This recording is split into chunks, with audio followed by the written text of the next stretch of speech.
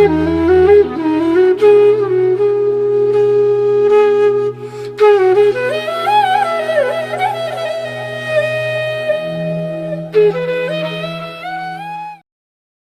महाराज की, आचार्य श्री गुरुवर मानतुंगाचार्य महाराज की, आचार्य श्री गुरुवर विद्यासागर महाराज की।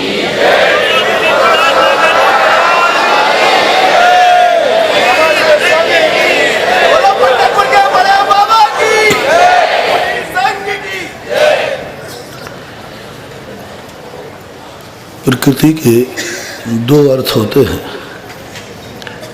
एक भौतिक और एक पारमार्थिक।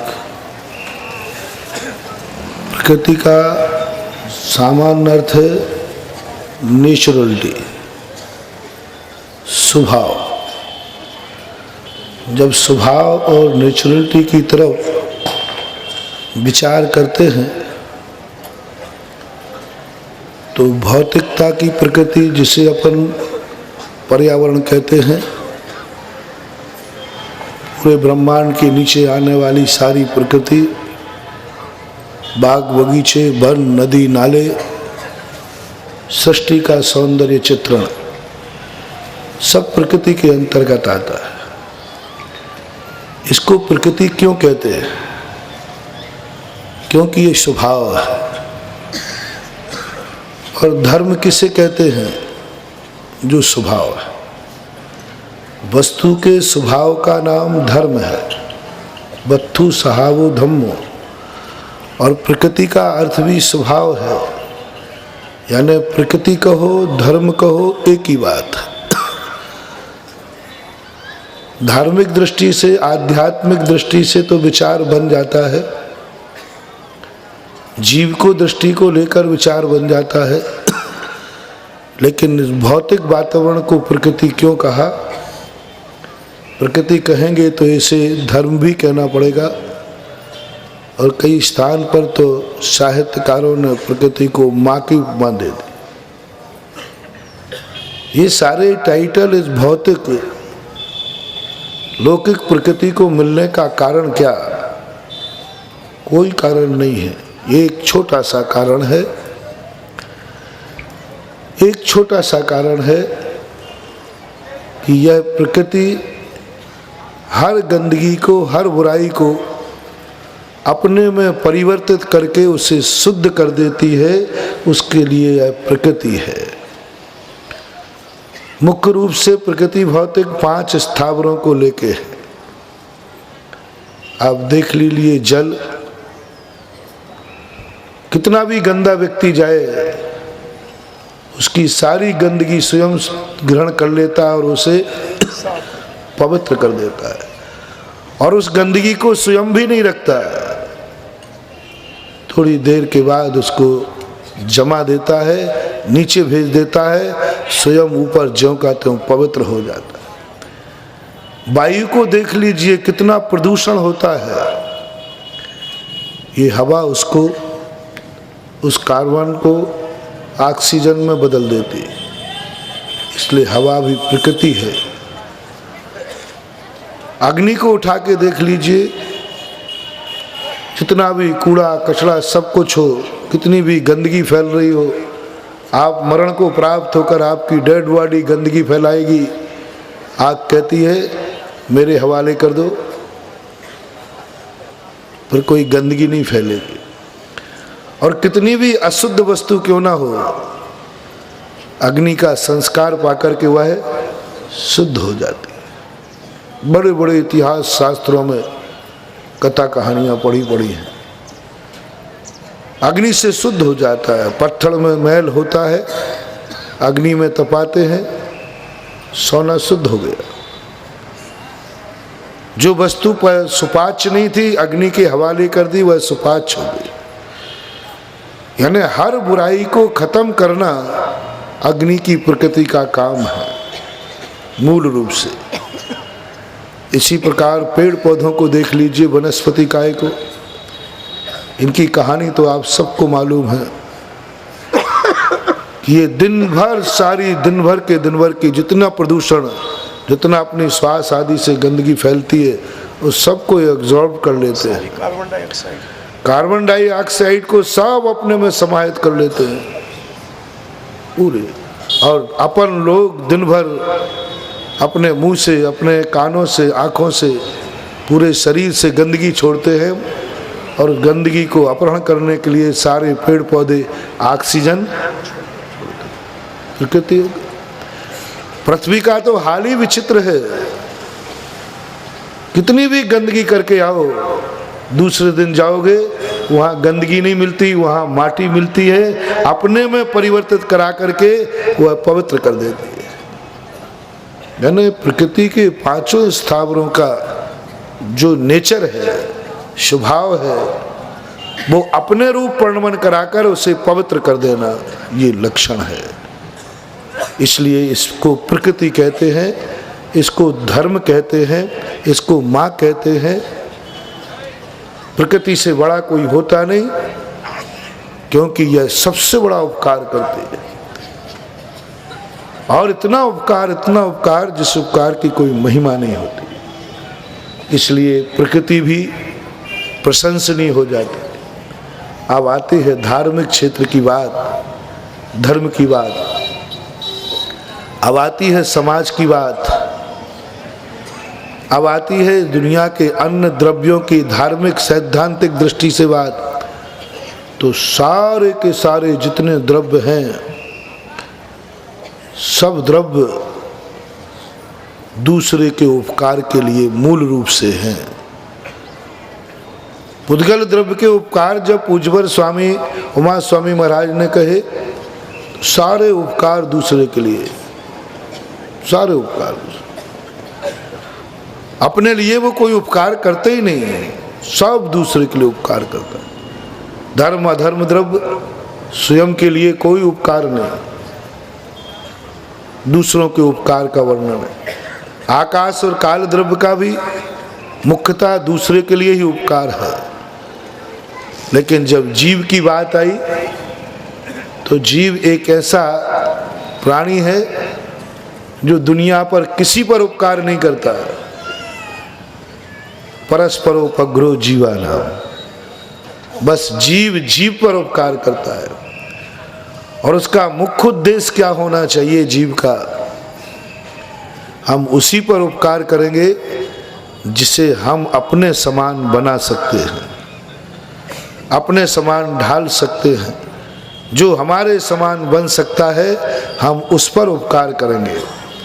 जो हमारे समान नहीं बन सकता और हम उसके समान बनना नहीं चाहते हैं, हम उनके ऊपर उपकार नहीं करेंगे।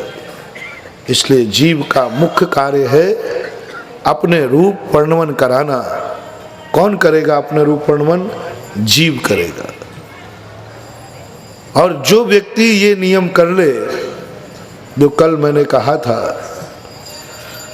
कि हम दुखी हैं तो दुनिया को दुखी नहीं बनाएंगे, हम सुखी हैं तो दुनिया को सुखी बनाएंगे। हम गरीब हैं तो दुनिया को गरीब बनाने की भावना नहीं भाएंगे, हम अमीर हैं तो दुनिया को अमीर बनाने की भावना भाएंगे। हम पापी हैं तो दुनिया को पापी बनाने का भाव नहीं भाएंगे। हम पुण्यात्मा हैं तो हम दुनिया को पुण्यमय बनाने का भाव करेंगे। हम किसी रास्ते में चलते फैल हो गए हैं तो दुनिया को फैल करने का भाव नहीं करेंगे। हम यदि किसी में सफल हुए हैं तो सारी दुनिया इसमें सफल होवे, ऐसी भावना करेंगे।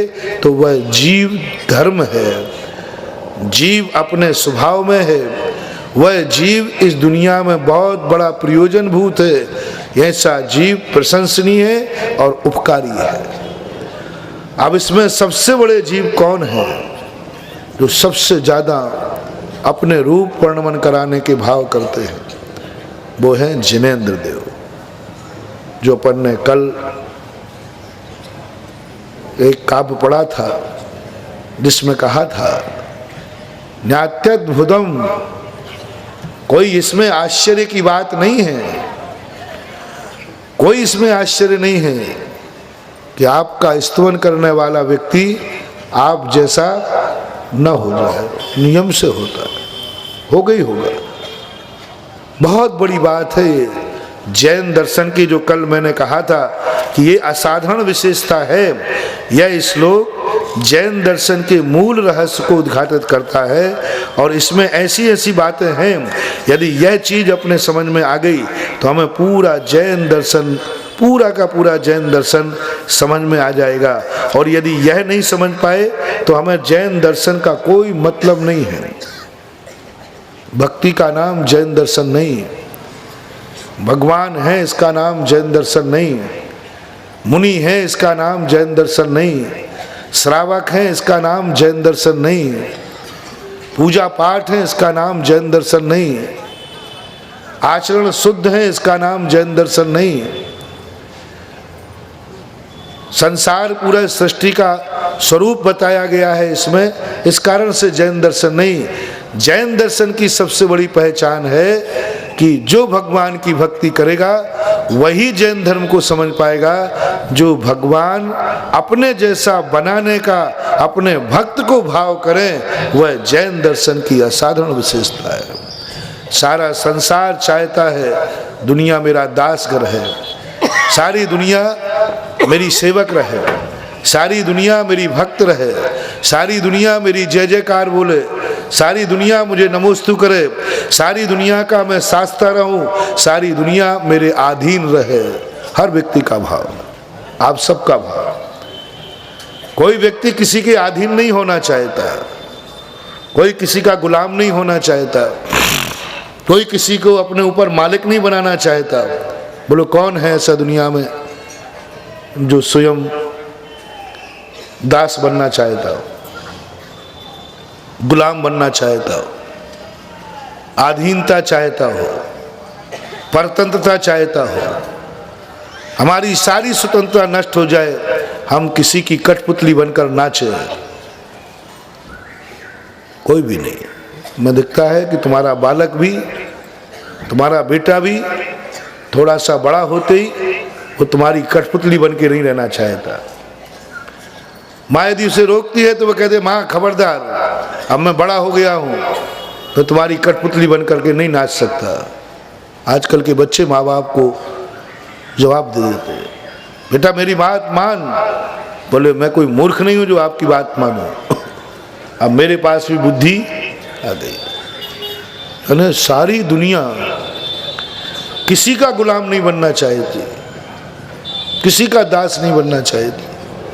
कोई नहीं चाहता कि मेरे ऊपर कोई हो बे, कोई बात नहीं। जैन दर्शन तुम्हारी इतने मात्र से बुराई नहीं करेगा, निंदा नहीं करेगा, कुछ भी नहीं कहेगा, कोई बात नहीं।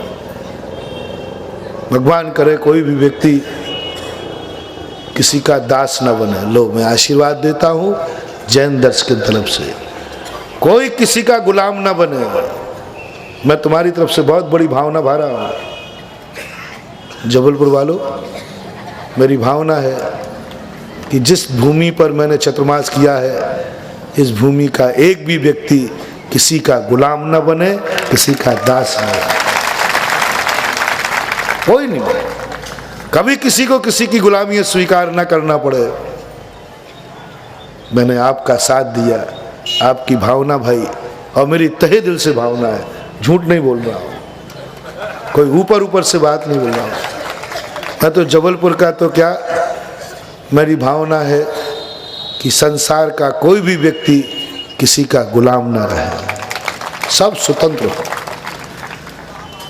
उनकी पर्याय स्वतंत्र, उनका द्रव्य स्वतंत्र, उनका गुण स्वतंत्र, उनका मन स्वतंत्र, वचन स्वतंत्र, काय स्वतंत्र, कोई कहीं भी कोई पाबंदी ना हो, सब दुनिया स्वतंत्र हो। ये भावना कोई बुरी भावना नहीं है, ये अपना वास्तु स्वतंत्र है, इसको बुराई नहीं है, ये अच्छाई है। जब तुम्हारे मन में ये भाव आए कि मैं किसी का गुलाम नहीं रहूं, मैं किसी का दास नहीं रहूं, मैं किसी की कठपुतली बनकर नहीं नाचूं, मैं अपनी भावनाओं को किसी के सामने पैरों से कुचलते हुए न देखूं, हम आकाश, असीम आकाश में पक्षियों की तरह उड़ूं, स्वतंत्र होकर उड़ूं, मेरी भावनाएं उड़ी, मेरा जीवन उड़े, जहां चाहे वहां मैं जाऊं, जो चाहे वो मैं करूं, जो मन में आए वो विचार करूं, जो मन में आए वो कहूं, जो मन में आए, जो चाहे मैं, मुझे कोई पाबंदी नहीं होना चाहिए। गांधी जी के 3 बंदरों के कोई नहीं चाहता, बुरा मत देखो, बुरा मत कहो। हर व्यक्ति चाहता हम खूब देखें, हम खूब बोलें और हम खूब सुने। हर व्यक्ति के हम खूब देखें। ऐसी दुनिया की कोई वस्तु ना बचे जिसको मैं बोलो क्या भाव है तुम्हारा, मेरी हाँ में हाँ मिलाते जाना, है कि नहीं? महाराज दुनिया में ऐसी कोई वस्तु ना हो जो मैं अपनी आंखों से ना देखूं। इसलिए तो घूमने जाते हो विदेशों में सबसे ज्यादा। कई लोग बड़े गर्व से कहते मैंने सारी दुनिया घूम ली। मैंने क्या पाया? बोले कुछ नहीं, मैंने सारी दुनिया अपने आंखों से देखी। और भी दुनिया होती तो मैं देख लेता, कोई बुरा भाव नहीं। सारी दुनिया को देखने का भाव है। मैं नहीं चाहता कि तुम आंख बंद करके बैठ जाओ, कुछ मत देखना। मैं नहीं चाहता कि तुम कुछ मत बोलो, तुम खूब बोलो, कुछ भी बोलो, कुछ भी सुनो, कोई आपत्ति। ये तो स्वभाव है अपना, ये तो धर्म है अपना, ये तो वास्तु स्वतंत्र है। वस्तु स्वतंत्र होना चाहिए, हर व्यक्ति स्वतंत्र होना चाहिए, हर व्यक्ति स्वतंत्र। मैं तो कहता हूं कि जब सारा संसार स्वतंत्र की बात कही तो जबलपुर का हर व्यक्ति स्वतंत्र होना चाहिए।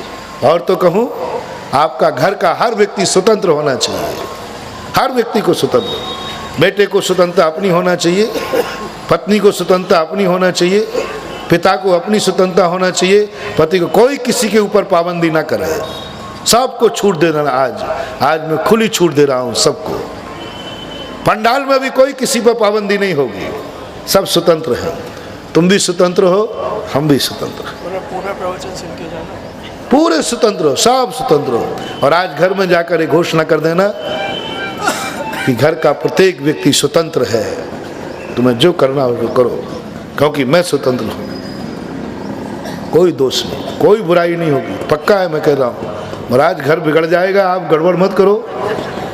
अच्छा रहा आपकी बुद्धि में कल रविवार को नहीं आया, नहीं तो छोकरे यहीं बैठे थे। सब मामला बिगड़ जाएगा। और महाराज ये श्रीमतियां बैठी है, स्वतंत्र हो जाएंगी, क्यों घर बिगाड़ना? चिंता तो मत करो, मेरे अनुसार चलो। कुछ बिगड़ जाए तो सारी जिम्मेवारी मेरी है। बहुत भावना भाव आज के बाद हर मैं अपना स्वतंत्र रहूं, कोई मेरे ऊपर अंकुश ना रहे, कोई पाबंदी नहीं रहे। इसके लिए, इस भावना के लिए मैं बुराई नहीं कर रहा हूं, प्रशंसा कर रहा हूं। इस भावना में मैं तुम्हारे साथ हूं और मैं कहूँगा, भावना भाऊंगा तुम्हारी तरफ से कि हमारे इन भक्तों की यह भावना पूरी हो कि इनके ऊपर किसी का अंकुश ना हो, ये किसी के गुलाम ना हो। बहुत बड़ी बात कह रहा हूँ आज तुम्हारे लिए, बस तुम मेरी एक बात मान जाओ, बाकी सब मैं मान लूंगा, बाकी सब मैं निपटा लूंगा जो कुछ होगा। एक बात तुम मान जाओ, तुम किसी के गुलाम नहीं बनना, बनोगे भी नहीं। मैं भावना भाऊंगा, तुम्हारे नाम की मैं माला फेरूंगा। तुम आज एक नियम ले लो, मैं किसी को गुलाम नहीं बनाऊंगा, बस। बाकी कोई गड़बड़ है ही। गुलाम नहीं बनना ये भावना पाप नहीं है, दूसरा गुलाम बनना ये महापाप है। जब हम गुलाम नहीं बनना चाहते तो दूसरे को गुलाम बनाने का क्या अधिकार है? जब हम स्वतंत्र रहना चाहते हैं तो दूसरे को परतंत्र करने का क्या अधिकार है? जब हम खुले आकाश में उड़ना चाहते हैं तो दूसरे को पिंजड़े में बंद करने का क्या अधिकार है? जब हम किसी पर अंकुश नहीं चाहते हैं तो हम किसी पर अंकुश लगाने का क्या अधिकार है? जब हम किसी की कठपुतली नहीं बन सकते हैं तो किसी को कठपुतली बनाने का हमें क्या अधिकार है? बस ये पक्षपात तुम छोड़ दो, फिर तो तुम्हारे बराबर धर्मात्मा दुनिया में कौन होगा? हर व्यक्ति गुलाम बनना नहीं चाहता है, लेकिन गुलाम बनाना चाहता है। कौन व्यक्ति है जो ये चाहता हो कि हम कहीं नौकरी करें पेट रोटी के लिए, लेकिन कौन व्यक्ति नहीं चाहता है कि हमारे यहाँ 10 नौकर रहें? बोलो, कौन व्यक्ति है यहाँ जो ये चाहता हो महाराज आशीर्वाद दो, हमारे ऐसे दिन आ जाए कि हम दूसरों के यहाँ नौकरी करें? कोई नहीं चाहेगा। लेकिन ऐसे कितने व्यक्ति हैं जो ये चाहते हो कि भगवान ऐसा आशीर्वाद दो मेरे यहाँ कोई नौकर नहीं लगाना पड़े, ये संसार सारा मेरे जैसा सेट हो जाए, किसी को नौकर की जरूरत ही नहीं पड़े, इस संसार में मजदूर खत्म हो जाए, इस संसार में नौकर खत्म हो जाएं, ये सब सेठ बन जाएं, सारे मजदूर सेठ बन जाएं, सारे नौकर सेठ बन जाएं, इस संसार में कोई भी व्यक्ति रोटी के लिए मजदूरी ना करे, मजदूरी खत्म हो जाए, सब सेठ बन जाए, कोई नौकर ना रहे, सब मालिक बन जाए। है किसी की हिम्मत ऐसी जो इतनी बड़ी भावना भा सके? और जो इतनी बड़ी भावना भाने का अधिकार रखता है वो जैन दर्शन को समझने का अधिकार रखता है। अन्यथा नाम के जैनी बने रहो, वो तुम्हारी मर्जी है, काम के जैनी नहीं हो सकते। नाम का जैनी तो वही है जो वो स्वयं है, वो सारी दुनिया को चाहेगा। जैसा मैं धनवान हूँ सारी दुनिया धनवान बने, जैसा मैं सुखी हूँ सारी दुनिया सुखी रहे। मैं जब गुलाम नहीं बनना चाहता हूँ तो हे भगवान एक नमोस्तु तुम अपनी तरफ के लिए करना कि हे भगवान आशीर्वाद दो, ये ज़िंदगी चलाने के लिए कभी किसी के यहाँ नौकरी ना करना पड़े, दास ना बनना पड़े, गुलाम ना बनना पड़े। कोई बात नहीं, करना तुम्हारा आशीर्वाद, मैं तुम्हारे आशीर्वाद का सपोर्टर हूँ। लेकिन एक नमोस्तु भगवान को, एक नमोस्तु तीर्थ क्षेत्र पर, एक नमोस्तु महाराज के लिए एक माला फेरना, हे भगवान। दूसरा नमोस्तु, दूसरी माला इसलिए है कि संसार में कोई भी व्यक्ति किसी का गुलाम न रहे और मैं किसी को गुलाम न बनाऊं, ये मुझे दे देना। हर व्यक्ति बोलो कौन कौन है? महिलाएं बताओ कौन महिला है जो ये चाहती है कि मुझे अपने पेट पालने के लिए, अपने बच्चों का पालन करने के लिए हमें दूसरों के यहाँ रोटी बनाना पड़ा? हाथ तो उठाए कि महाराज ऐसा दिन आ जाए मेरा कि बच्चों को रोटी खिलाने के पहले हमें किसी के घर में जाकर रसोई का काम करना पड़े, रोटी बनाना पड़े। हाथ उठा रही है कोई महिला?